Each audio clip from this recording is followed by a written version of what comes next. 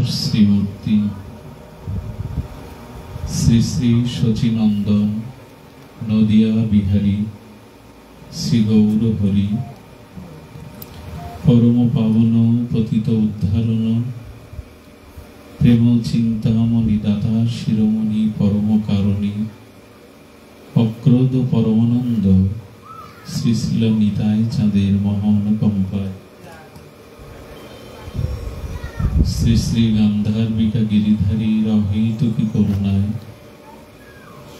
শ্রী শ্রী কেশব ব্রত পূত বৈশাখী শুক্লা পক্ষীয় কুন্দুরিয়া স্থিত ভক্ত গৃহ শ্রী অঙ্গনে আজ সান্ধ্যকালীন পরম ভাগবতী ও ভক্তি যজ্ঞের সুধা যজ্ঞের যে আয়োজন, এই আয়োজনে সর্বপ্রথমে জীবন সর্বস্ব জীবনধাম প্রাতঃস্মরণীয় পরম বন্দনীয় শ্রী শ্রী গুরু মহারাজের রাতুল আতুল চরণ পাবন পদার বিন্দে পরাধ্য কোটি দণ্ডবত প্রণতি। সমাগত সুধী ভক্তজন, মহাত্মাজন, জ্ঞানীজন, সুধীজন, ধর্মশীলা, শ্রদ্ধা মূর্তি, দেবী মূর্তি, কল্যাণীয় মাতৃগণ, সকল ভক্তচরণে দিন অতি দিনের সশ্রদ্ধ দণ্ডবত প্রণতি।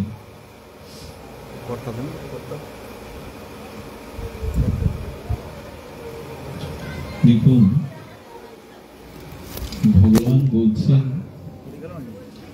উদ্ধারিত আত্মনা ন আত্মা অবসাদয়েত, আত্মৈব আত্মনা বন্ধুর আত্মৈব রিপু আত্মনা। শ্লোকটি সরলত্ব করেছেন, যেটি আমাদের জানা প্রয়োজন। আচ্ছা, আমাদের উদ্ধারের ভার কার উপরে? আর আমার পতনের জন্য বা কে দায়ী? আমি যে জগতের দুঃখ অভিশাপ বহন করছি, এই জ্বালাময় সংসারে প্রারব্ধ কর্মের দুঃখ জ্বালা অপমান ভোগ করছি, এর জন্য দায়ী কে? একটু ভালো করে শ্রবণ করতে হবে, এদিকে মনোনিবেশ করতে হবে। ভগবান বললেন উদ্ধারিত আত্মানা ন আত্মা অবসাদয়ে। স্বয়ং ভগবান বলছেন তোমার উদ্ধার কেউ করে দেবে না, তোমাকেই করে নিতে হবে। কারণ তুমি তোমার মিত্র, তুমি তোমার শত্রু। তোমার সদিচ্ছা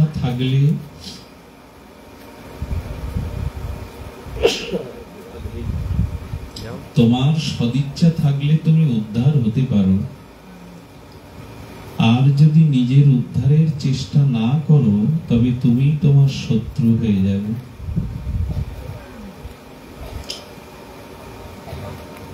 ভগবানের হাতে 6টি জিনিস, ওটি আমাদের কারো হাতে নাই। খুব মন দিয়ে শুনতে হবে। সেই 6টি হলো জন্ম, মৃত্যু, যশ এবং অপযশ, হানি এবং লাভ, ক্ষতি এবং লাভ। এই কটি মানুষের হাতে নাই। ডাক্তার যদিও বলে দেয় গর্ভস্থ সন্তানকে পরীক্ষা করে আল্ট্রাসাউন্ড করে যে অমুক মাসে অমুক তারিখে ভূমিষ্ঠ হবে, কিন্তু ডাক্তারের এই তারিখ, এই সময় সব সময় কাজে লাগে তা নয়। অনেক সন্তান মারাও যায়। সময় মতোই যে সে পৃথিবীতে আসবে এমন নয়, কারণ ওটি ডাক্তারের হাতে নয়। ভগবান যখন চাইবেই তখন জীবের জন্ম হবে।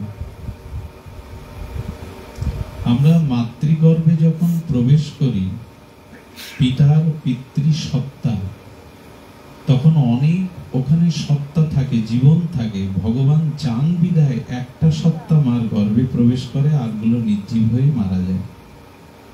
তারপরে অনেকগুলো সত্তার মধ্যে একটা মার গর্ভে প্রবেশ করলো, আরগুলো মারা গেল, নির্জীব হয়ে গেল।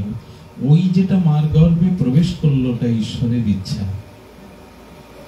এই জন্য জন্ম আমাদের হাতে নাই, আবার মৃত্যু আমাদের হাতে নাই। মৃত্যুকে আমরা এখনো জয় করতে পারিনি। আমাদের মৃত্যু আমাদের ইচ্ছাতেই হবে না, ভগবত ইচ্ছাই হবে। এই জন্য জন্ম মৃত্যু ঈশ্বরের হাতে। আচ্ছা, যশ অপযশ, এই জগতে সবাই যশ চায়, খ্যাতি চায়, সবাই চাইলে কি আর তা পায়? আবার অপযশ আমরা চাই না, নিজের নিন্দা সমালোচনা চাই না, তবু তো পেতে হয়। কত কলঙ্ক, কত অপমান, কত অপবাস সহ্য করতে হয়। এটি আমার হাতে নাই তো। আমার হাতে থাকলে আমি অপযশ চাইতাম না, আসতো না জীবনে, কিন্তু এসে যায়। এমন এমন কর্ম আছে যেটা আপনি দোষী নয়, তবু তার জন্য আপনাকে অপযশ নিতে হয়, কলঙ্ক নিতে হয়, অপমান সইতে হয়। ঠিক তেমনি আমরা জীবনে যশ চাই, নিজের খ্যাতি চাই, কিন্তু চাইলেই পাওয়া যায় না, ওটা ঈশ্বরের হাতে। লাভ তো সকলেই চায়, হানি বা ক্ষতি কেউ চায় না। আমার সংসার বিনষ্ট হোক, আমার শরীর নষ্ট হোক, এটি কেউ চায় না, হানি কেউ চায় না, সকলে লাভ চায়। কিন্তু আমরা চাইলেই তো আর আমাদের হানি লাভ আমাদের হাতে নাই। লাভ চাইলেই কি জীবনটা সফল সার্থক করতে পারবো? সংসার আমার মনের মতো করে কি গড়তে পারবো? পারবো না। এই জন্য কটি জিনিস বললাম আমরা ঈশ্বরের হাতে, জন্ম মৃত্যু, যশ অপযশ, লাভ আর হানি, এটা আমাদের হাতে নাই। কিন্তু মহাত্মারা প্রশ্ন করেছেন, যদি এই 6টি ঈশ্বরের হাতে থাকবে তা আমাদের হাত কেন দিলে? সব যদি তোমার হাতে, আমার হাত কি জন্য? হাতটাকে কি নির্দেশ করে? কর্ম। আমরা কর্ম করি কি দিয়ে? হাত দিয়ে। যদিও ব্রেন বুদ্ধি কাজ করে, কিন্তু কর্মটা করতে হয় হাত দিয়ে। তো ভগবান তাহলে আমার যদি কিছু করার না থাকে, জন্ম মৃত্যু যশ অপযশ লাভ খাটিয়ে আমাকে হাত দিলেন কেন? ভগবানের কাছে প্রশ্ন করুন যে প্রভু, তাহলে সব যদি তোমার হাতে, আমাকে খামাকা দুটো হাত দিয়েছো কেন? ঈশ্বর বলছেন এই 6টি জিনিস আমার হাতে, কিন্তু ওই 6টি জিনিস থেকে নিজের কল্যাণ, নিজের উদ্ধার করার দায়িত্ব তোমার হাতে। ধ্যান দিয়ে শুনুন, জন্ম মৃত্যু হানি লাভ যশ অপযশ এটা ঈশ্বরের হাতে, কিন্তু ওইগুলিকে সার্থক করার দায়িত্ব আমার হাতে। আপনি যদি ওই ছেড়ে দিয়ে বসে থাকেন, ঈশ্বর যা করে করুক, আমার কিছু করার নেই, তাহলে আপনি নিজের শত্রু হয়ে গেলেন, নিজের ধ্বংস ডেকে আনলেন। ঈশ্বর আপনাকে দুটো হাত দিয়েছেন যে আপনার কিছু করার আছে। ঈশ্বরের হাতে কিন্তু তার থেকে আপনার কল্যাণ করার, নিজের উদ্ধার করার যে দায়িত্ব, পুরুষত্ব, কর্তব্য, চেষ্টা, সেটা আপনার হাতে। দেখুন, সাক্ষাৎ মৃত্যু, এই মৃত্যুকেও জয় বা সার্থক করা যায়। বিশ্ব করেছেন, ঠাকুর হরিদাস করেছেন। মৃত্যু ঈশ্বরের হাতে, কিন্তু ভক্ত ভজনের দ্বারা, সাধনার দ্বারা সেই মৃত্যুকে নিজের ইচ্ছাধীন করতে পারে। যেমন হরিদাস ঠাকুর চেয়েছিল যে প্রভু তোমার আগে আমি চলে যাব। মহাপ্রভুর ইচ্ছা ছিল হরিদাস আমার পরে যাক, কিন্তু হরিদাস বলছেন প্রভু আমি তোমার আগে যাব। এখন ভক্ত আর ভগবানের দুটো ইচ্ছা এক জায়গায়, কার ইচ্ছাটা টিকে থাকবে, জয়ী হবে? কি মনে হয় আপনাদের? মা শুনছো তো তোমরা? ভক্তের একটা ইচ্ছা, ভগবানের ইচ্ছা, দুটো সামনাসামনি, জয়ী হবে কার ইচ্ছা? ভগবান সব সময় তার প্রিয় ভক্তকে জয়ী করেন, নিজে হেরে যান। এটা ভগবানের স্বভাব। তার ভক্ত যিনি, তার কাছে হেরে ভগবান আনন্দ পান। যেমন কোন মায়ের কাছে শিশু সন্তান যখন খেলতে থাকে কোনো খেলা, মা ইচ্ছা করে হেরে গিয়ে এই সন্তানকে জিতিয়ে দিয়ে আনন্দ পায়। ভগবানেরও ওই দশা।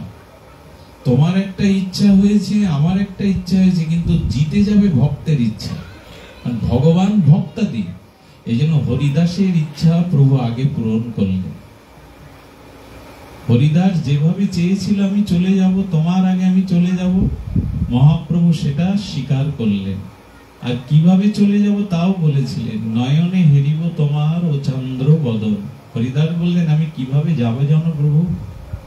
আমার অন্তিম সময়ে আমার নয়ন দিয়ে আমি তোমার কমল বদনটাকে দর্শন করব। নয়নে হেরিব তোমার ও চন্দ্র বদন, বদনে হৃদয়ে ধরিব তোমার ওরাঙ্গা চরণ। আর কি করব? আমার যাওয়ার সময় তোমার রাঙা চরণ দুখানা, অভয় চরণ দুখানা আমি আমার হৃদয়ে ধারণ করব। আর শ্রীকৃষ্ণ চৈতন্য শব্দ করিতে উচ্চারণ, নামের সহিত প্রাণ করিল উৎক্রমণ।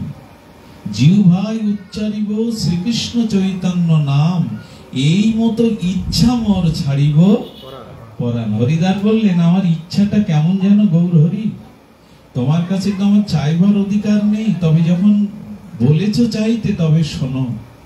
বহুদিন ধরে এই ইচ্ছাটা আমার মনের মাঝে লুকিয়ে আছে, আমি অযোগ্য, আমি পামর, তোমার বলবার অধিকারী নই, তবু শোনো প্রভু, আমার অন্তিম সময়ে আমি তোমার রাঙা চরণ কমল দল হৃদয়ে ধারণ করব। আমার নয়ন ভৃঙ্গ দিয়ে তোমার কমল বদনের অমৃত মধু আস্বাদন করব, দেখব তোমার বদনখানা।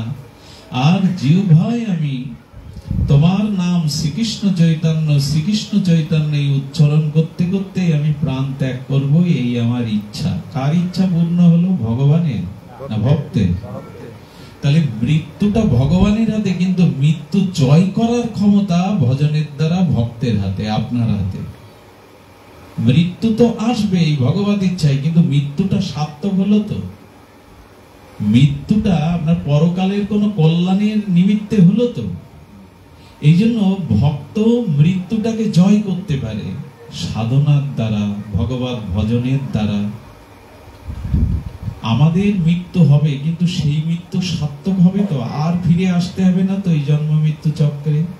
আর কর্মফল ভোগ করতে, এই দুঃখ জরাব্যাধি গ্রহণ করতে হবে না তো? আমি মুক্ত হয়ে ভগবান লোকে ফিরে যেতে পারবো তো, যেখানে জরা নেই, মৃত্যু নেই, ব্যাধি নেই, কামনা বাসনা নেই, কর্মফলের নিদারুণ অভিশাপ নিয়ে আমি ফিরে যেতে পারবো তো? এটা নির্ভর করছে আপনার উপরে, ভগবানের উপরে না। ভগবান এই জন্য আপনার উদ্ধারের ভার আপনার উপর দিয়েছে। বলো কি দিয়ে দিয়েছে? বলো আপনাকে একটা বিবেক দিয়ে দিয়েছে।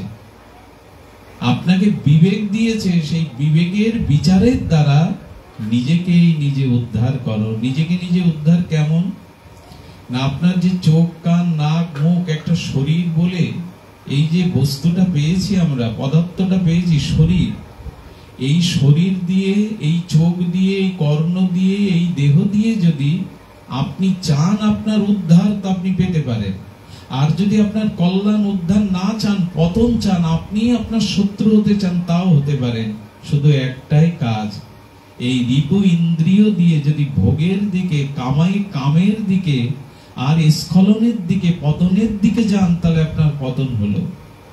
আর যদি না, এই জগতে অনেকবার শরীর ধারণ করেছি, অনেকবার মৃত্যুর স্বাদ পেয়েছি, অনেক দুঃখ জরাব্যাধি ভোগ করেছি, আর আমি ভোগ করতে চাই না। তাই আমার ইন্দ্রিয়কে, আমার মনকে আমি ভোগের দিকে, কামের দিকে, পতনের দিকে না গিয়ে আমি ভগবানের দিকে, ভগবানের ভজনের দিকে, যেমন সাধু সঙ্গ, হরিকথা।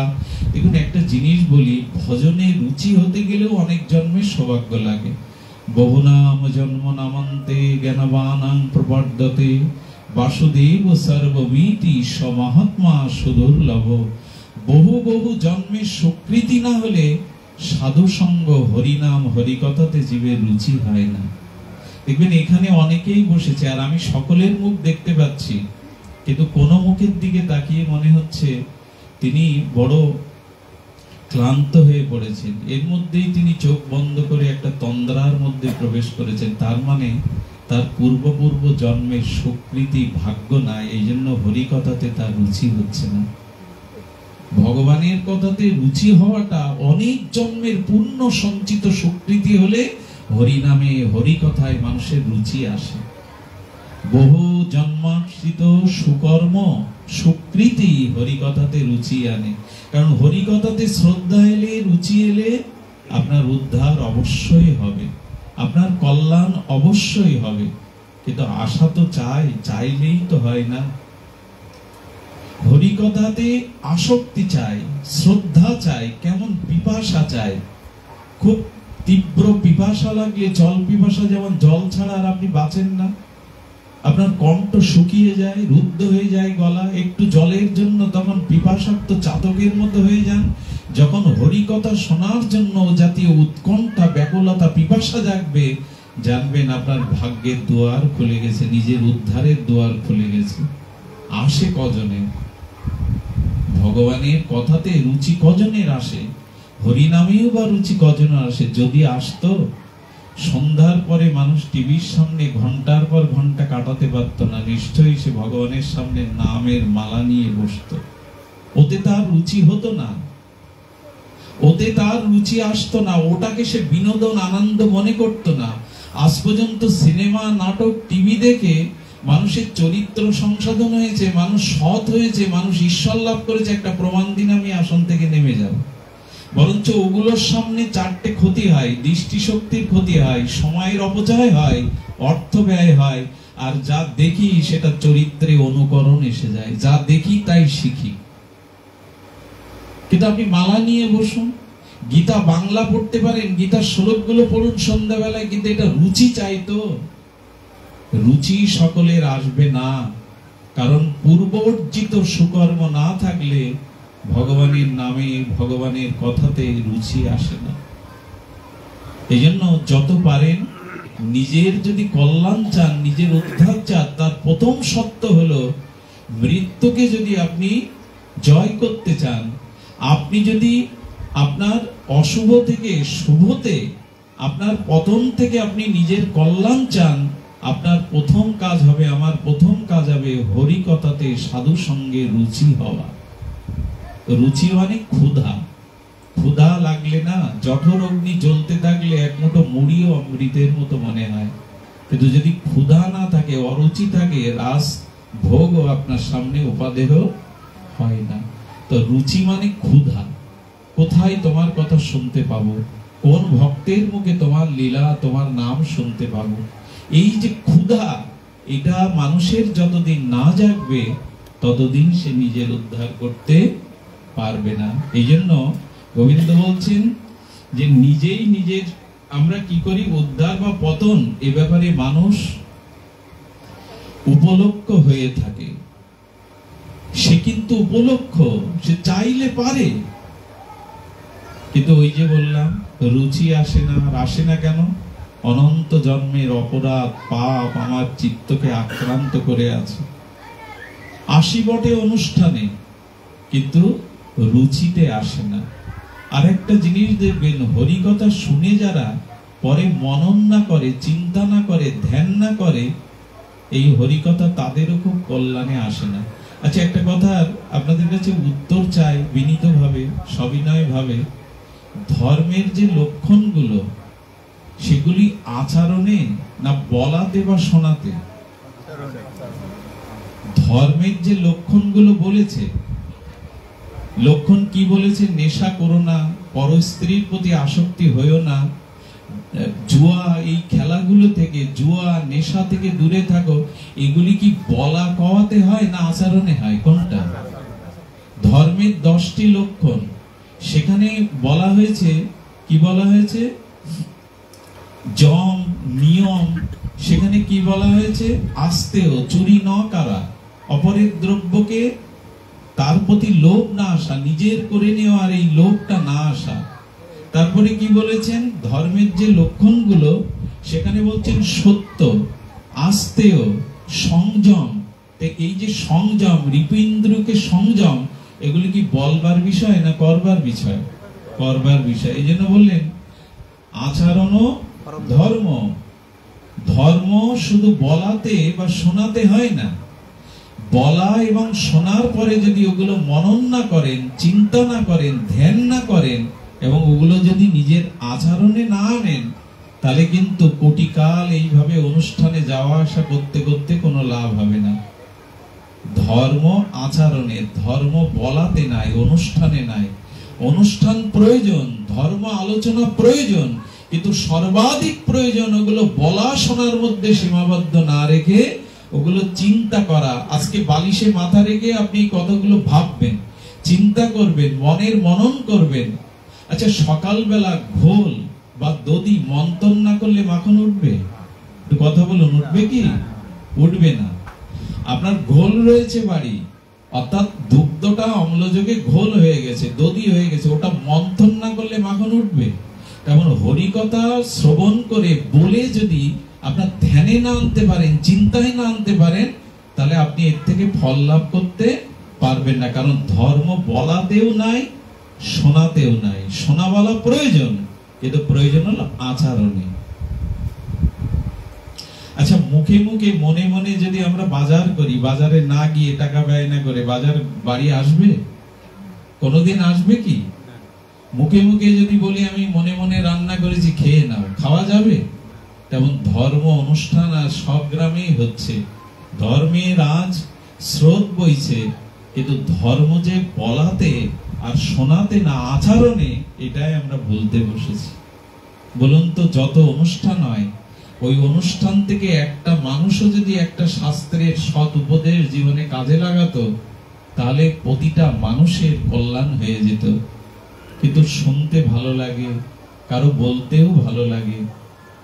ধর্ম যতদিন আচরণে না আসবে, হ্যাঁ, ততদিন আমাদের জীবনে ওই যে মাখন উঠবে না।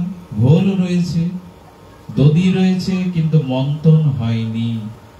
এই জন্য অনুরোধ করব, যখনই কোনো কথা শ্রবণ করবেন, বাড়ি গিয়ে একবার বিচার করবেন তো, এই কথাটি যে গীতা থেকে আমি শ্রবণ করলাম, আমার জীবনের প্রতিফলন কতটুকু, আমি কতটুকু আচরণ করেছি।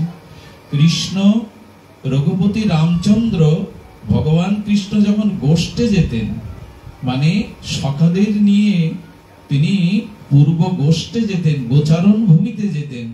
রামচন্দ্র যখন সকালেই উঠত, তখন কৃষ্ণ এবং রাম ভগবান তার পিতামাতাকে, গুরুকে প্রতিদিন প্রণাম করত। এটা আমি আপনি শুনলাম, আমরা করি তো? ভগবান আচরণ করেছেন, আমরা করি তো? সকালে উঠে যে সন্তান পিতামাতার চরণে স্পর্শ করে আশীর্বাদ নেয় না, তারা অনেক পতনের হাত থেকে বেঁচে যায়। কারণ মা বাবার হৃদয় থেকে সন্তানের মাথায় হাত দিয়ে যে আশীর্বাদটা করে না, বেঁচে থাক বাবা, এই আশীর্বাদটা অনেক মন্ত্রের থেকে বলবান। বহিঃশত্রু আত্মার ক্ষতি করতে পারে না। এই জন্য ভগবান আচরণ করে বললেন, এটা তো করতে পারো, বলে আমার বাবা মা মারা গেছে, তাদের চরণের ছবিতে প্রণাম করো, স্মরণ করে তাদের প্রণাম করো, ওইখান থেকে আশীর্বাদটা তোমার উপরে আসবে। এইটুকু কি খুব কষ্টের?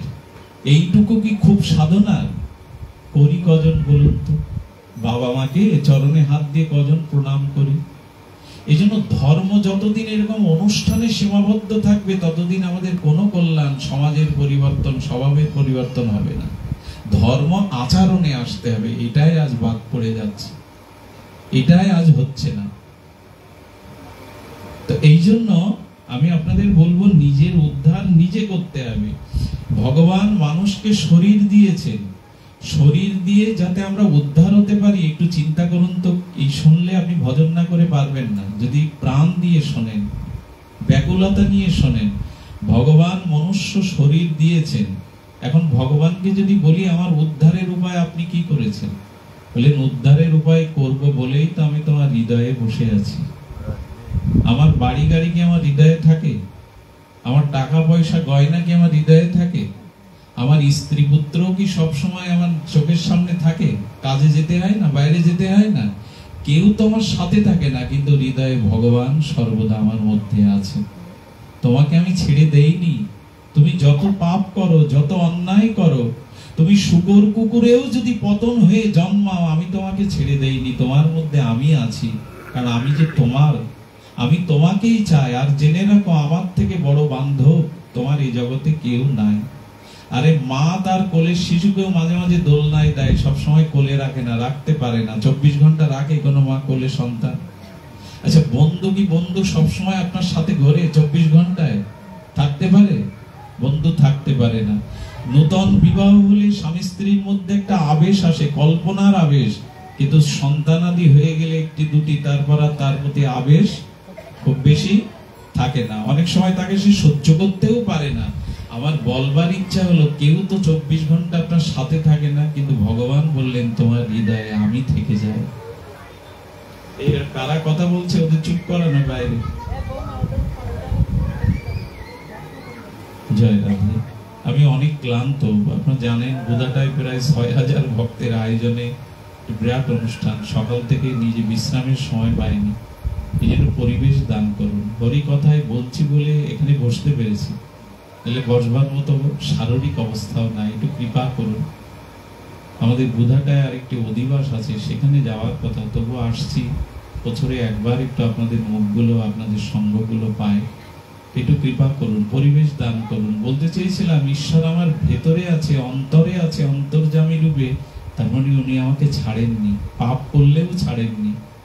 আমার পতন হয়েছে পাপের দ্বারা, কত কর্মফল ভোগ করেছি, ঈশ্বর ছেড়ে দেয়নি। কত বন্ধু ছেড়ে গেছে, কত আপনজন ভুল বুঝেছে। পরিবারের মানুষগুলোও কি আমাকে বোঝে সব সময়, তারাই তো ব্যথা দেয়।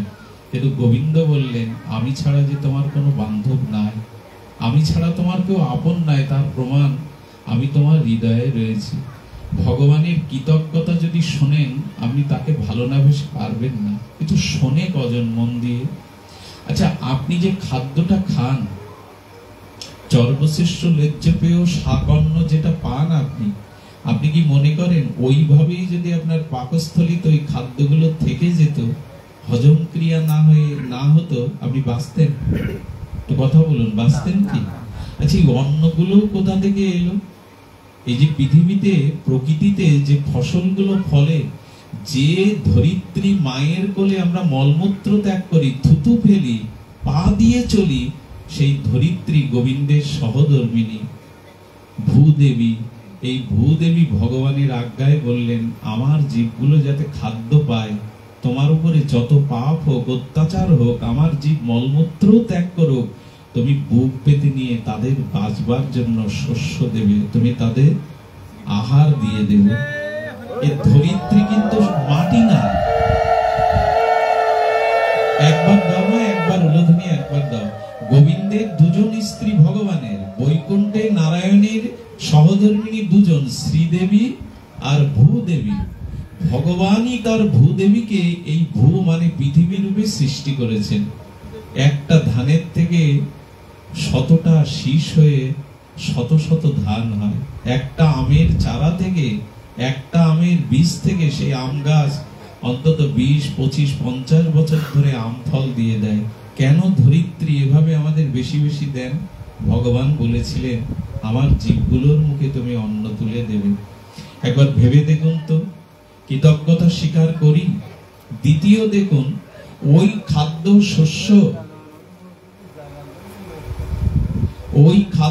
শস্য আমরা যখন আহার করি, আমি ভালো করে শুনতে অনুরোধ করছি, আমাদের উদরে পাকস্থলিতে গিয়ে কি ওইভাবে থাকে না, ওখানেও হজম ক্রিয়া হয়? আচ্ছা, ওই হজমটা কে করায়? গোবিন্দ গীতাতে বলেছেন, তোমরা যা আহার করো, আমি পুনরায় আবার তোমার পাকস্থলিতে বৈষ্ণর রূপে, ওই যে অগ্নি আছে, তাপ আছে, যেটা খাদ্যকে পুনরায় হজম করায়, তার নাম গীতা বলেছেন ভগবান বৈষ্ণর। আমি বৈষ্ণর রূপে তোমার পাচিত গ্রহণ করা খাদ্যকে আবার হজম করায়। যার হজমই হয় না, খাদ্যই থেকে যায় পাকস্থলীতে, সে বাঁচবে তো? তো হজমটা করায় কি? গোবিন্দ বলেন, আমি তাপ শক্তি দিয়ে বৈষ্ণর অগ্নির দ্বারা তোমার খাদ্যগুলোকে পুনরায় হজম করাই। করে কি করি? ওর থেকে তোমার রস হয়, রক্ত হয়, অস্থি হয়, মজ্জা হয়, সপ্ত ধাতু তৈরি হয়ে তোমার শরীরটা বেঁচে থাকে। এই করুণাটা, এই কৃপাটা আমাদের ভেতরে থেকে কে করে? বন্ধু, স্ত্রী, মা, পিতামাতা। বলতে তো কার্পণ্য হচ্ছে, কে করে?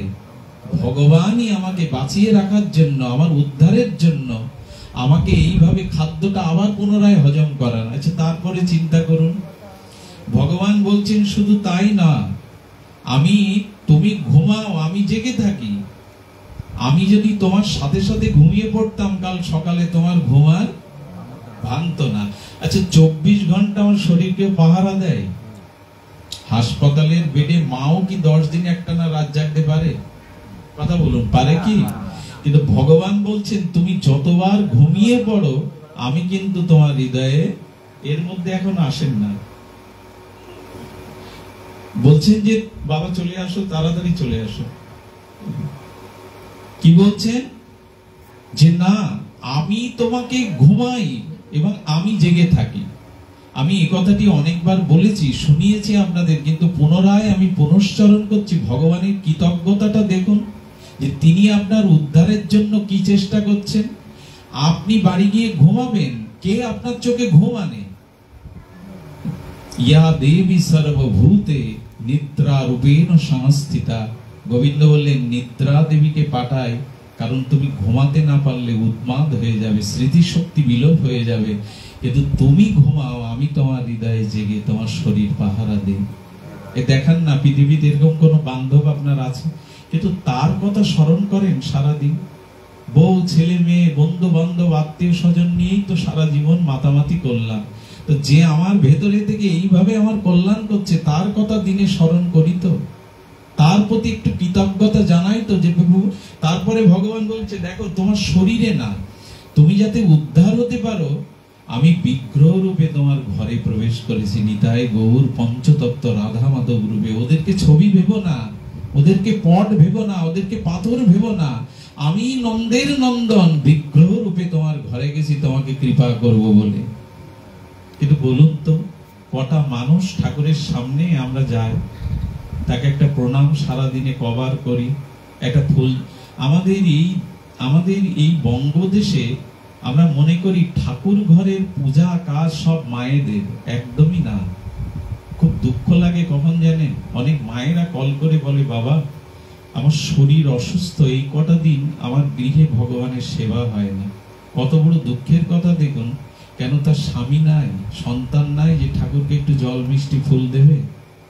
ওই সময় ভগবানের সেবা বন্ধ হয়ে যায়। অর্থাৎ নিজেদের রাধা খাওয়া কিন্তু বন্ধ, স্নান খাওয়া বন্ধ হয় কারো? 3 দিন না খেয়ে থাকেন, অথচ ঘরে ভগবানের সেবা। প্রত্যেকটি পুরুষের, প্রত্যেকটি ব্যক্তির অন্তত সময় না থাকলে 2 মিনিট ভগবানের চরণে গিয়ে একটা তুলসী দিয়ে ফুল দিয়ে প্রণাম করে চলে আসতে। তো 2 মিনিট লাগে মাত্র। হে গোবিন্দ, মন্ত্র জানি না, কিন্তু আমি তোমার চরণে এই ফুল তুমি গ্রহণ করে কৃতজ্ঞতাটা জানা। তারপরে কি করতে হয়? গোবিন্দকে আমরা যে প্রতিদিন একটু ওই যে জল সিঞ্চন করি ভগবানের চরণে, অভিষেক যাকে বলে, ওটাকে বলে চরণামৃত। ওটা যদি প্রতিদিন আপনি পেতেন তাহলে আপনার দুটো জিনিস নষ্ট হতো, অকাল মৃত্যু। চরণামৃত পেলে অকাল মৃত্যু হয় না, এটা মনে করুন। ওটা জল না, গোবিন্দকে চরণে স্পর্শ করে অভিষেক করে যা পায়, চরণাম অকাল মৃত্যু হরণম সর্ব পাপ বিনাশনম। সর্ব পাপ নষ্ট হয়। আর ওই চরণামৃতে কি হয়? অকাল মৃত্যু রোধ হয়। আপনারা বলুন তো, দিনে চা খায় আমরা 2 বার, অথচ আপনি 1 বছরেও গোবিন্দের চরণামৃত খান। তা আমাদের উদ্ধার কে করবে? চা খাওয়াতে ভুল হয় না, ওটা নেশা হয়ে গেছে। বাজারে গেলে, বাড়িতে সন্ধ্যা এলে চা চাই, কিন্তু কোনোদিন মনে পড়ে না যা অকাল মৃত্যু নাশ করে, যা ব্যাধি নাশ করে, আমি একটু গোবিন্দের চরণামৃত পাই। কজন পেয়েছেন চরণামৃতের মধ্যে আজকে? মানুষ খবরের কাগজ দেখে, দোকানে গেলে, বাজারে বসে খবরের কাগজ দেখে 25-30 মিনিট ব্যাপী, অথচ গীতার একটা শ্লোক 5 মিনিট লাগে না পড়তে। কজন মানুষ ঘরে এসে গীতাটা খুলে বসে? তো উদ্ধার চাই কি করে? গোবিন্দ বললেন বিগ্রহ রূপে তোমার ঘরে আমি একটু ফুল তুলসী নেব বলে তোমার ঘরে আছি, কিন্তু কই সামনে তো এসো না। কজন যাই বলুন তো ঠাকুরের সামনে? এবং গোবিন্দ বলে দিয়েছেন কৃষ্ণকে জল তুলসী দেয় যেই জন। কি দেয়? রাজভোগের কথা বলেছে। কি বলেছে? কৃষ্ণকে জল তুলসী দেয় যেই জন। গোবিন্দ বলছেন তার ঋণ শোধ করিতে কৃষ্ণ করেন চিন্তন। কৃষ্ণ চিন্তায় পড়ে যায়, এই ভক্তটা আমার চরণে তুলসী জল দিল, আমি ওর ঋণ কি করে শোধ করব? গোবিন্দ চিন্তায় পড়ে যায়। তাহলে চিন্তা করে গোবিন্দ কি পায় জানেন? চিন্তা করে গোবিন্দ পায় ওই তুলসী দল আর ভক্তির জল আমার চরণে যে দিল, তার ঋণ শোধ করার মতো কোনো সম্পদ আমার ঘরে নেই, বৈকুণ্ঠে নেই। ভগবান কতটা কৃতজ্ঞ, আমার কতটা কল্যাণ চান বলেন, ওইটুকু ঋণের আমি ওকে কি দেবো? সে সম্পদ আমার ঘরে এক তুলসী আর এক গন্ডুর জলের ঋণ শোধ করতে গোবিন্দও পারেন না। ভক্ত প্রশ্ন করছে, তাহলে কি করো, ওই ভক্তের ঋণ কি করে শোধ করো? বলে, আমি ওই ভক্তের কাছে নিজেকে চিরজীবনের মতো বিক্রি করে দিই, আত্মবিক্রয় করে দিই। একটা তুলসী পাতা একটু ভক্তিতে গোবিন্দ তার কাছে বিক্রি হয়ে যান। এরপরেও আমরা দেব না তার চরণে একটা তুলসী? দেব না এই জন্য রুচি আসেনি, সে ভাগ্য আমার এখনো খোলেনি, সে বিবেক এখনো আমার জাগেনি যে তার কাছে যেতে হয়। এই সংসার তার, যা কিছু পেয়েছি তার অবদান। এই আলো বাতাস চন্দ্র সূর্য পৃথিবী তার দান, মানুষের দান সূর্য নয়, মানুষের দান চন্দ্র নয়, মানুষের দান এই যে অক্সিজেন সারা জীবন পাচ্ছি, এটা বাতাস না থাকলেই ফ্যান বাতাস দেবে কোথা থেকে আপনাকে? সূর্য ছিল বলেই জগতে আগুন পেয়েছি, তা তার প্রতি কৃতজ্ঞতা জানাবেন না একবার তার চরণে গিয়ে? এই যে বৈশাখ মাসে বলা হলো, তুমি যদি হিন্দু হও তাহলে তোমার বাড়িতে এই তাপদহে যেন কোনো তুলসী কষ্ট না পায়। বিদ্যার, আমরা সরস্বতী পূজা আজকাল প্রায় দেখি পাড়ায় পাড়ায় মহল্লায় ঘরে ঘরে হয়। সরস্বতী কি দেয় আমাদের? বিদ্যা। আমার ছেলে ডাক্তার মাস্টার ভালোভাবে পাশ করুক জোরে। আর দেখবেন পৌষ মাসে বা কোজাগরী পূর্ণিমাতে লক্ষ্মী পূজাও হয়। লক্ষ্মী দেয় ধন, আর গ্রহ দোষ নাশ হয় গ্রহরাজ শনির অর্চন করলে, এগুলো সব বুঝি। আর তুলসী কি দেয় আমাদের? তুলসী কি দেয়? কৃষ্ণ ভক্তি প্রদয়তে, উনি কৃষ্ণ ভক্তি দেন, ভগবান ভক্তি দেন, তাকে তার পূজা করি। তো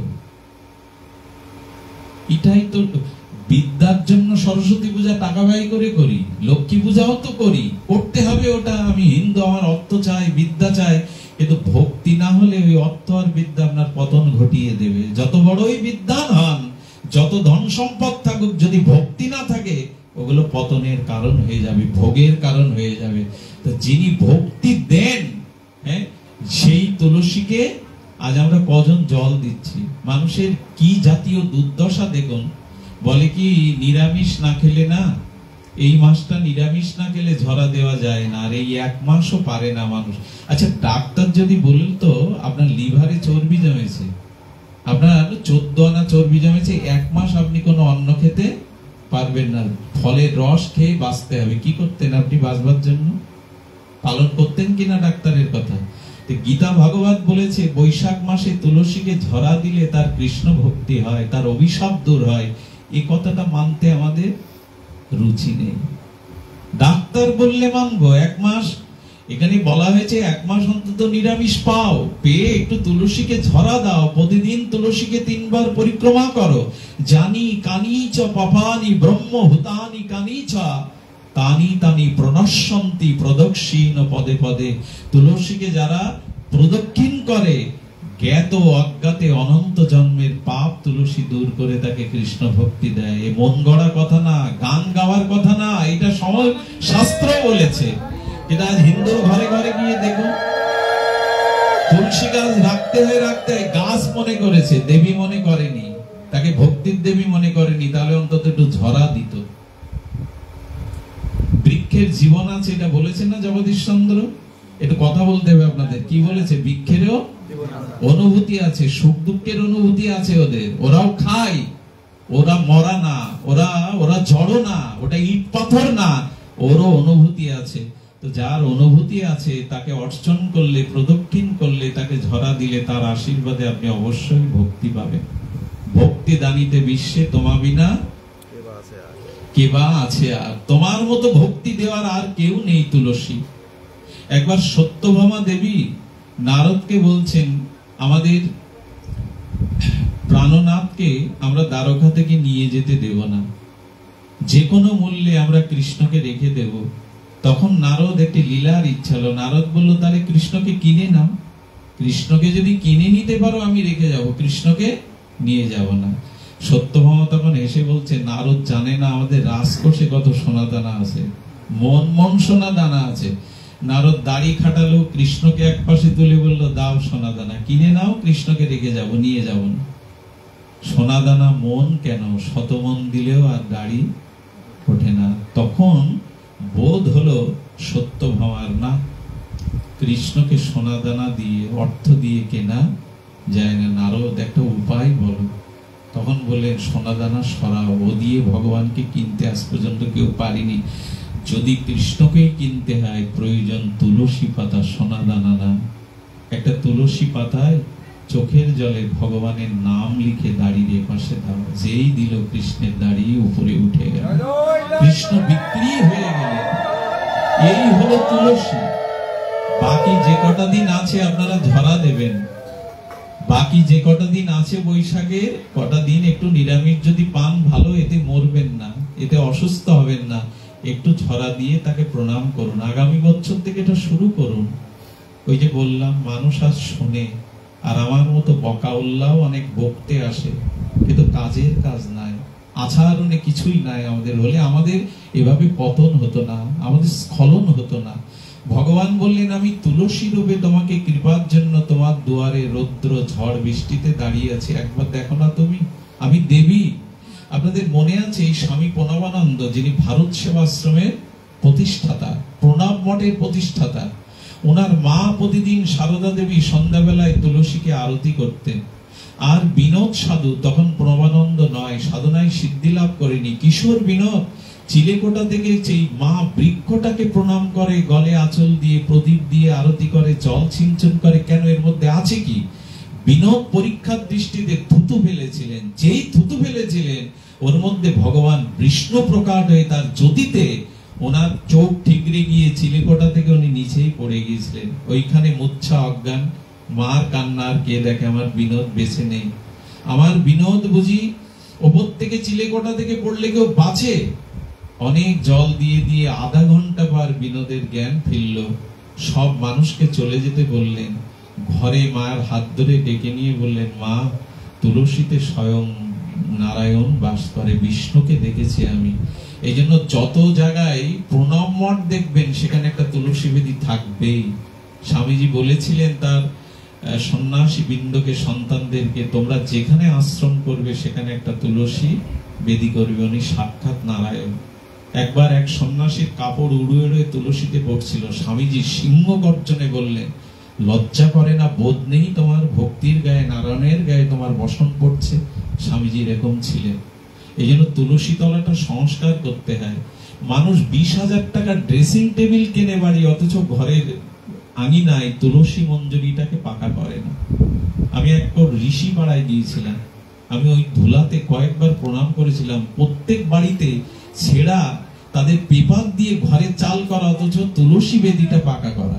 আশ্চর্য হয়েছিলাম। তারা ঋষি সম্প্রদায়, প্রত্যেকের বাড়িতে তারা এইভাবেই তুলসীকে যত্ন করে। গোবিন্দ বলেন, আমি বিগ্রহ রূপে আছি, অথচ একটা তুলসী আমার চরণে দিলে না। আমি তুলসী রূপে ভক্তি দান করতে তোমার আঙিনায় আছি, রোদ বৃষ্টি ঝড়ে, তাকে একটু জল সিঞ্চন, প্রদক্ষিণ, প্রণাম করো না। আচ্ছা, আমি গীতা রূপে তোমার ঘরে রয়েছি জ্ঞান দেওয়ার জন্য, তা কি খুলে পড়ো? আমি ভাগবত সৃষ্টি করেছি যাতে মানুষ আমার লীলা, নাম, রূপ, মহিমা জানতে পেরে উদ্ধার হয়, তাও বা কজন মানুষ শোনে? তারপরে গোবিন্দ বললেন, এত কিছু তোমার কঠিন মনে হতে পারে, আমি সহজ করে তোমার হরি নাম রূপে একবার জিহ্বায় আশ্রয় চেয়েছি, কিন্তু জিহ্বায় কত কথা বলো, আমার নাম তো বলো না। আচ্ছা, ভগবান আর কত আপনার উদ্ধারের জন্য, কৃপার জন্য পথ অবলম্বন করবে? বিগ্রহ রূপে, তুলসী রূপে, গীতা রূপে, বিবেক রূপে, সাধু রূপে, গুরু রূপে, এরপরে নাম জিহ্বায় নিতে বলছেন। এটা তো কষ্ট হওয়ার কথা না। আপনার মাথায় তো 2-3 মন বোঝা কেউ চাপিয়ে দেয়নি। বলে জিভটা নাড়াও, হরে কৃষ্ণ এই মন্ত্রে জিভটা নাড়াও। এই নাম সর্বশক্তিমান। সমস্ত শাস্ত্র নিগড়ে যে সারাৎসার সিদ্ধান্ত, তা ভগবানের নামে। কজন নেই আমরা? গলা ফাটিয়ে চিৎকার করে বলে কি হবে যদি গ্রহণ না করি? নাম নিতেও যদি অলসতা হয়, তা নিজের কল্যাণ চাইবেন কোন মুখে? আপনি নিজের উদ্ধার চাইবেন কোন মুখে?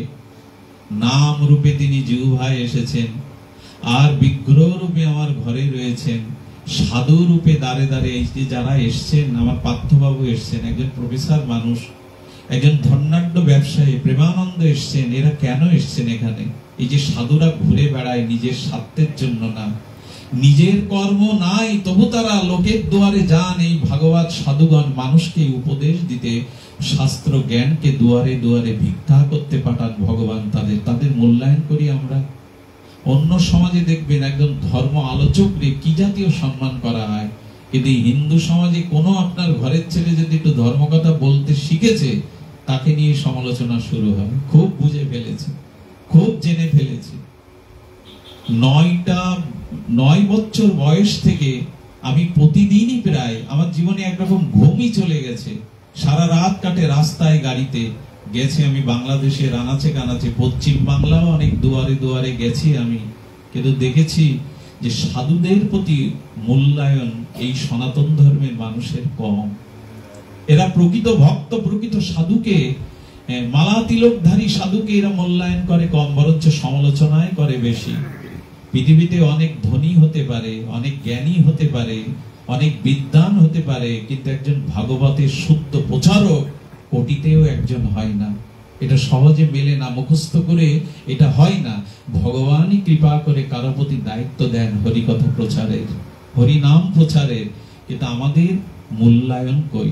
তবু ভালো লাগে এই তাপদহে আপনাদের মতো জ্ঞানীগুণী শিক্ষিত জন আপনারা যখন এইভাবে নীরব হয়ে হরিকথা শোনেন।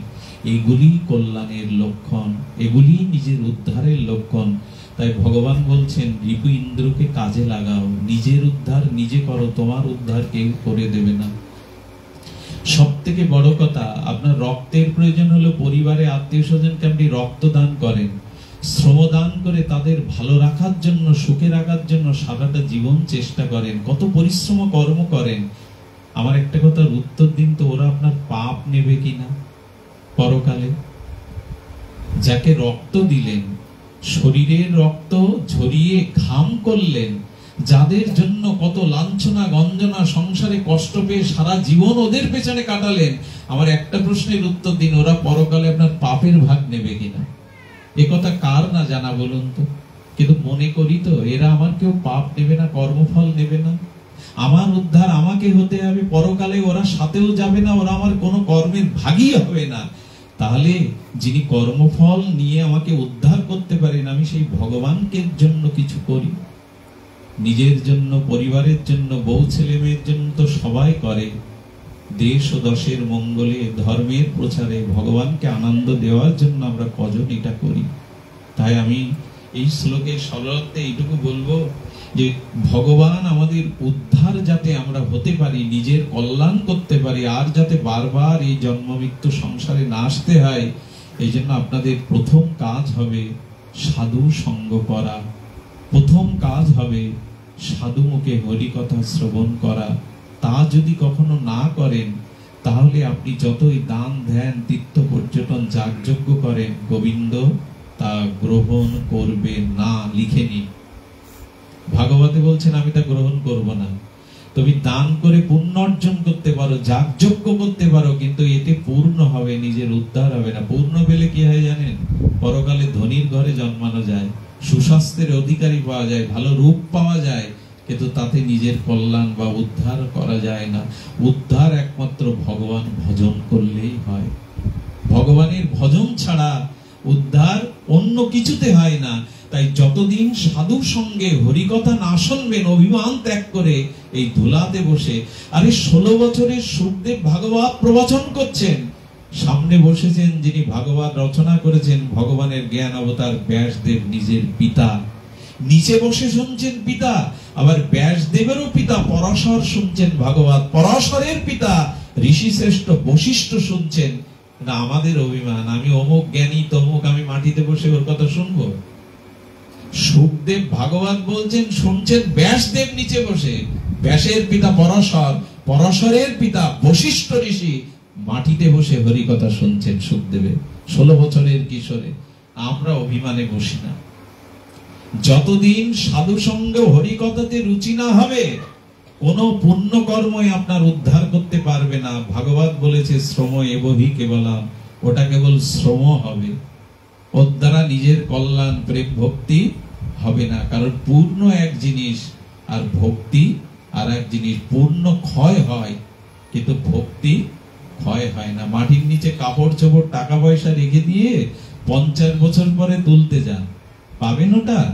কিন্তু সোনা 500 বছর থাকলেও পরে গিয়ে পাবেন, ওর মূল্য দিয়ে দেবে। ভগবানের ভজন যারা করে ওটা নষ্ট হয় না, ভক্তি নষ্ট হয় না, পূর্ণ নষ্ট হয়। আমরা সব পুণ্যের তালে ছুটে বেড়াই। এটা ঠাকুর মশাই বললেন, পাখিকে সোনার কাছায় রাখো আর লোহার কাছায় রাখো, তাতে পাখির কি এসে যায়?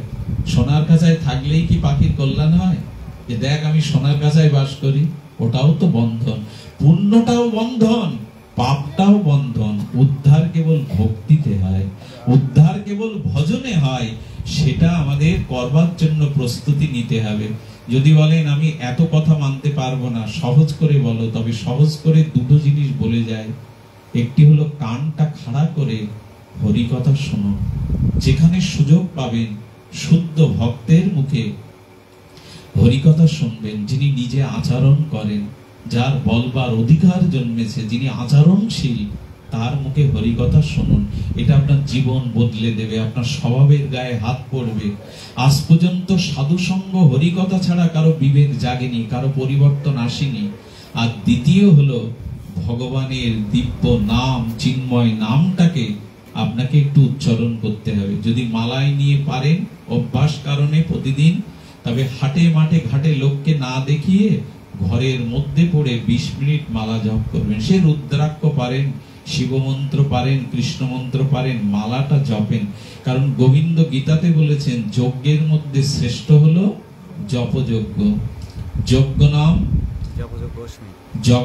জপযজ্ঞ অস্মি, যজ্ঞের মধ্যে আমি শ্রেষ্ঠ হলো জপযজ্ঞ। এই জন্য পারলে আপনি ভগবানের নামটা নিন, আর যেখানে হরি কথা সাধুকে হবে সেখানে দয়া করে কান পেতে শুনুন। এই হরি নাম আর হরি কথা কানটা খাড়া করা আর জিহ্বাটা নাড়ানো, এতেও যদি অলসতা আসে তাতে আর নাম আর উদ্ধার আমাদের হয়েছে, তাতে আর আমার কল্যাণ হয়েছে। ওই সংসার করতে করতেই মরতে হবে, সংসারের চিন্তা নিতেই মরব, আবার এই ঘোর সংসারে এসে এই প্রারব্ধ ভোগ করব। আমি শুরু করেছিলাম ভগবানের হাতে জন্ম মৃত্যু, কিন্তু সার্থক করা আপনার হাতে। আপনার পুরুষার্থ, আপনার কর্তব্য, আপনার চেষ্টায় শুরু করে দিন। সময় কিন্তু কারো হাতে বেশি নাই। এখানে যারা আছি সবাই কি সুস্থ? আমরা কখন মরণ ব্যাধি এসে ভেতরে বাসা বাঁধবে? কেউ কার কিডনি ড্যামেজ হয়ে গেছে, কারো হার্ট নষ্ট হয়ে গেছে, আমরা এখানে বুঝতে পারছি না। কালকেই হয়তো দেখা দিতে পারে এই কঠিন রোগ। আয়ু তো পত্রপত্রে জলের মতো, যে কোনো সময় ঝরে যাবে। আমাদের নিঃশ্বাসকে তো বিশ্বাস করার কিছু নেই। তাহলে শুরু করে দিন না, বিবেককে বলুন না এবার জাগো।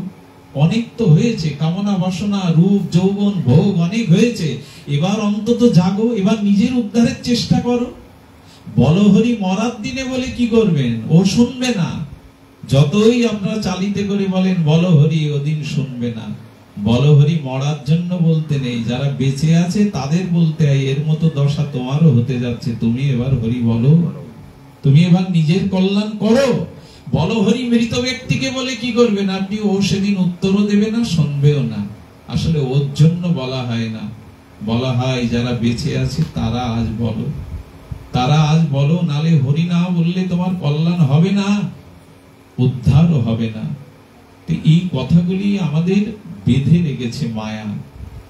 যাদের গুরু কৃপা হয়নি, ভজন কৃপা হয়নি, শাস্ত্র কৃপা হয়নি, দৈবী হেসা গুণময়ী মম মায়া দুরাত্মায়া, এই যে মায়া আমাদেরকে বেঁধে রেখেছে। তাই যদি দীক্ষা না হয়ে থাকে, উপযুক্ত সদ্গুরুর কাছ থেকে দীক্ষা নিন। এবং যদি নিজের কল্যাণ করতে চান, তাহলে বারবার ফিরে ফিরে ওই কথাই বলছে, আপনার উদ্ধারের জন্য ভগবান বিবেক দিয়েছেন, চেতনা দিয়েছেন, গীতা দিয়েছেন, ভাগবত দিয়েছেন, সাধু দিয়েছেন, বিগ্রহ দিয়েছেন, তুলসী দিয়েছেন, হরির নাম দিয়েছেন, গঙ্গা জল দিয়েছেন। আর কি করবেন তিনি? সব কিছু দিয়ে আপনার হৃদয়ে বসে আপনাকে উদ্ধারের জন্য বারবার চেষ্টা পাচ্ছেন। কবে তুমি আমার হবে, কবে তুমি আমার হবে, তুমি তো আমারই, আমার কাছে কবে ফিরে আসবে? এই কথা স্মরণ করে ভজন শুরু করে দিন। পরে করব আর হবে না, হ্যাঁ আরো সময় বাকি আছে। এই মূর্খের কথা, আগামীকালের সূর্য আপনার জন্য উঠবে না, আগামীকাল আপনি বাঁচবেন এ কথা আপনি বলতে পারেন না। এ হাতে আপনার নেই মৃত্যুটা।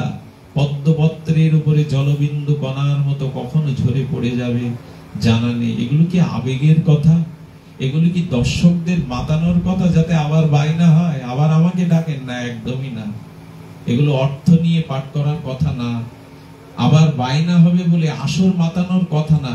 এটাই মর্মস্পর্শী কথা। সময় খুব সীমিত হয়ে আসছে, শরীর ক্ষণভঙ্গুর, এটা ব্যাধির মন্দির, যে কোনো সময় ভেঙে পড়তে পারে।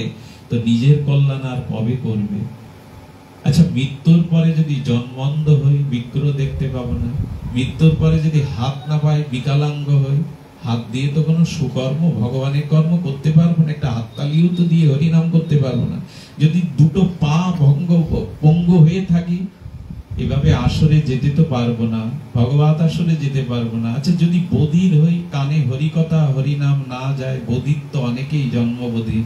আচ্ছা, যদি বাক্য না থাকে, বোবা হই, হরিনাম তো বলতে পারবো না। যদি বলি ভগবানকে ওদের বোবা কালা করেছো, অন্ধ করেছো কেন? বললো, ওদের আমি চোখ দিয়েছিলাম, বিবেক দিয়েছিলাম, সাধু দিয়েছিলাম, হাত পা দিয়েছিলাম, কাজে লাগাইনি। তাই ওকে জানাবার জন্য ওকে এরূপ পাঠিয়েছি কর্মফলে, বুঝে দেখ। আগামী জন্মে যদি বোবা বধির হোস, জন্ম অন্ধ হোস, পাবি না, এই সুযোগ পাবি না। হতেও তো পারি। ভালো জায়গায় জন্ম হয়েছে, ভালো পিতামাতার আদর নিয়ে শিক্ষা নিয়ে বড় হয়েছে। যদি বস্তিতে জন্ম হয়, যদি উপজাতিদের মধ্যে জন্ম হয়, ওই জারোয়াদের মধ্যে জন্ম হয়, ওই যে আন্দামান দ্বীপপুঞ্জে কি করার আছে আপনার? এখন বস্তিতে যদি আগামী জন্ম আমার হয়, আমি বিদ্যা পাবো না, অমেধ্য খাদ্যের মধ্যে, দুর্গন্ধের মধ্যে বেড়ে উঠতে হবে আমার, আমি শিক্ষা দীক্ষা পাবো না। জন্মটা যাতে নিচে না নেমে যায়, এ দায়িত্ব আপনার হাতে। জন্ম যাতে আরো নিচে না নেমে যায়, এই দায়িত্ব আপনার হাতে। আর দায়িত্ব আপনাকে তুলে নিতেই হবে, আপনার উদ্ধার কেউ করে দেবে না।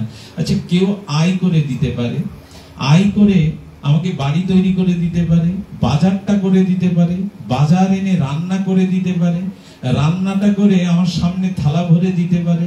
আচ্ছা, থালা ভরে দিলেও আমার মুখে তুলে দিতে পারে, কিন্তু চিবিয়ে খাদ্যটা খাওয়াতে পারবে ও? বলুন, পারবে কি? চিবিয়ে খাওয়াটা কার কাজ? ওর না আপনার? ভগবান বললেন, সব ব্যবস্থাই তো করে রেখেছি, করাটা শুধু তোমার কাজ, করাটা শুধু তোমার কাজ। মুখে শুধু বলো না, শুধু শুনো না, ঘাড় নেড়ো না, এবার শুরু করে দাও। আশ্চর্য হতে হয়, ভারতে চিকিৎসা নিতে যাবেন, বাইরে কোথাও যাবেন, কত আগে পাসপোর্ট ভিসা, কোথায় যাবেন, কি পরিকল্পনা করবেন, কোন ডাক্তারকে দেখাবেন, কোন আত্মীয়র বাড়িতে থাকবেন, কি কি পোশাক নেবেন, এগুলো গোছাতে থাকেন এক সপ্তাহ আগে। আর মৃত্যুর পরে কোথায় যাবেন তার প্রস্তুতি নেই, তার কোনো প্রস্তুতি থাকতে নেই যে মরার পরে আমি যাব কোথায়, আমার ভালো কোনো গতি হবে তো? সেদিন তো কেউ হাত ধরে আলো ধরে এগিয়ে নেবে না। এমন কিছু কর্ম করে যায় যাতে পরকালে অন্তত একটু শুভ জায়গায় যেতে পারি, একটু ভক্তের গৃহে জন্মাতে পারি, একটু জ্ঞান চেতনা নিয়ে জন্মাতে পারি, সুসংস্কার নিয়ে জন্মাতে পারি। তার প্রস্তুতিটা এখানে থাকা উচিত নয়? এই প্রস্তুতির জন্যই এই ভাগবত পাঠ, এই প্রস্তুতির জন্য গীতা ভাগবতের আলোচনা। তাই উপযুক্ত সদ্গুরুর শরণাপন্ন হয়ে ভগবানের ভজন শুরু করুন। যদি ভজন না করি তবে বড় পতন হয়ে যাবে। পতন তো হয়েছে। সবশেষে একটা সত্য ঘটনা বলে প্রেমানন্দকে সমাপনী দুটি কথা বলবার আহ্বান জানিয়ে পাঠ বিশ্রাম করছি। এক মহাপুরুষ ছিলেন উত্তর ভারতে, খুব ধ্যান দিয়ে শুনুন। এই মহাপুরুষ ত্রিকালজ্ঞ, ভজন সাধন করে নিজের উদ্ধার করেছেন। তিনি শিষ্যদের ডেকে বললেন, আগামীকাল আমি দেহ ছাড়ব। আমার দেহ ত্যাগের পরে আমি যে ভগবত ধাম পেয়েছি, তাতে আকাশ থেকে তোমরা দিব্য শব্দ ধ্বনি শুনতে পাবে। সব শিষ্যরা ঘিরে বসেছেন। গুরুদেব একটা বিল্ল বৃক্ষের তলে, বেল বৃক্ষের তলে দেহ ছেড়েছিলেন, ওই বেল্ল বৃক্ষের ঊর্ধ্ব দিকে তাকিয়ে। কিন্তু ঘটনাক্রমে আকাশে দুন্দুবি বাজেনি, দিব্য ধ্বনি হয়নি। শিষ্যরা বললেন, গুরুদেব সাক্ষাৎ সাক্ষাৎ পরম ভক্ত, পরম জ্ঞানী, তার মুখের কথা তো মিথ্যা হতে পারে না, আকাশে কেন শব্দধ্বনি হলো না? তবে কি গুরুদেবের কল্যাণ হয়নি? ভগবত ধামে স্বরূপ ধামে ফিরে যায়নি? তার অন্ত্যেষ্টি ক্রিয়ার পরে 10 দিন শিষ্যরা এই চিন্তা নিয়ে বসেছিলেন। ওনারই এক শিষ্য অনুভবী পাহাড়ের গুহায় তপস্যা করতেন। উনি চলে এসে বললেন, গুরুদেবের যে উদ্ধার সেটা আমি ধ্যানের দ্বারা জানতে পেরেছি, এখনই হবে। তোমরা গুরুদেবকে ভুল বোঝো না, তিনি ত্রিকালজ্ঞ মহাযোগী, তিনি মহাসাধক। তবে তোমাদের বলি, ওই যে বেল্ল বৃক্ষের উপরে একটি বড় বেল আছে, দেখো পাকা বেল, ওই বেলটা পাড়ো। খুব ধ্যান দিয়ে শুনুন কথাটি, সত্য ঘটনা। বেলটা পাড়ার পরে সেই বড় বেলটা ভাঙতে আদেশ দিলেন। যেই ভাঙলো, ওর মধ্যে থেকে একটা বড় পোকা মাটিতে, বেল থেকে মাটিতে পড়েই দেহ রক্ষা করলো, মারা গেল। সঙ্গে সঙ্গে আকাশে দিব্য ধ্বনি হতে লাগলো, সব সঙ্গে দিব্য ধ্বনি হতে লাগলো। এর কারণ কি? এর কারণ শুনুন। ওই শিষ্য বলছেন, গুরুদেব সারা জীবন ভগবত ভজন করেছেন, ওনার উদ্ধারের কোনো বাধা নেই। কিন্তু গীতার বাণী সত্য হলো, উনি মৃত্যুর সময় গাছের ওই বেলের দিকে, ওনার ওই যে পরিপক্ক বেলের দিকে ওনার দৃষ্টি যায়। আর ওই বেলের চিন্তাটা ওনার মনে মৃত্যুর একেবারে মুমূর্ষ সময় এসে পড়ে। তাই 10টা দিন বেলের পোকা হয়ে, বেলের ভিতরে এইটা মৃত্যুর সময়ের চিন্তাটা ভগবান বলেছেন যে যেরূপ চিন্তা করবে তার পরকালের গতি তাই হবে। আর আজ আমরা মিলে বাবাকে এই বেলের থেকে বের করে এই দেহ ছাড়লেন, নিত্যধামে চলে গেলেন, এই জন্য স্বর্গের ধ্বনি হলো। একবার ভেবে দেখুন তা, আমার মৃত্যুর সময় আমি কি চিন্তা করতে করতে মরব? গীতা বলেছে মৃত্যুর সময়ের চিন্তাটাই মানুষের পরকালের গতি প্রাপ্ত হয়। জঞ্জং বাপি শরণ ভবং ত্যাজে অন্তে কলে বর তং তম বৈতিকন্তেও সদা তদ্ভাব ভাবিতা।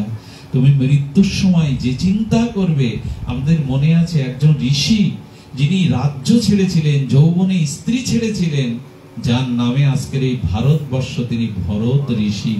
সেই ভরত ঋষি মৃত্যুর সময় হরিণের চিন্তা করতে করতে মারা গেলেন। তার জীবাত্মাটা হরিণের সূক্ষ্ম শরীর ধরে চিন্তা করতে করতে কি হলো, বৃষ্টির সাথে সেই হরিণের সূক্ষ্ম অবয়বটি, সূক্ষ্ম শরীরটি বৃষ্টির ফোঁটার সাথে বিধি বিধি নেমে এলো।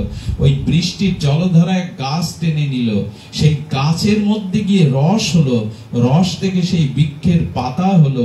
ওই পাতা একটা পুরুষ হরিণ খেলো, পুরুষ হরিণ খাওয়ার পরে ওই পাতা পাচক হয়ে তার শরীরে রস, রক্ত, অস্থি, মজ্জা, হাড়, এই হতে হতে ধাতু তৈরি হলো। ওই পুরুষ হরিণ, ওই ধাতুটি একটা মাদি হরিণের গর্ভে প্রবেশ করে বাচ্চা হলো, আর ওই বাচ্চাটায় ঋষি ভরত হরিণ হয়ে জন্মালো। খুব সোজা জন্ম। এই জন্য মৃত্যুর সময় যাতে স্ত্রী নয়, পুত্র নয়, বিষয় নয়, সংসার নয়, অন্তত ভগবানের কথাটা স্মরণ হয়, সেজন্য আপনাকে অভ্যাস করতে হবে। এমনি এমনি আসবে না। সারা জীবন সংসার মোহ মায়াতে, আর মৃত্যুর সময় মাইক বাজিয়েও কৃষ্ণ বললেও আপনার রিপু ইন্দ্র বন্ধ হয়ে যাবে। এই জন্য গোবিন্দ বললেন, অভ্যাস করো, প্রতিদিন একটু একটু অভ্যাস করে। আরে মাটির কলসি রাখতে গিয়ে পাথর হয়ে যায়, প্লাস্টার করা জায়গাটাও গর্ত হয়ে যায়, প্রতিদিন মাটির কলসি রাখতে রাখতে, অভ্যাস করতে করতে যদি শেষের সময় আমার কথা তোমার স্মরণ হয়, তুমি পার হয়ে গেলে। এই জন্য স্মরণ করো না, আর নয়। এই বাড়িতে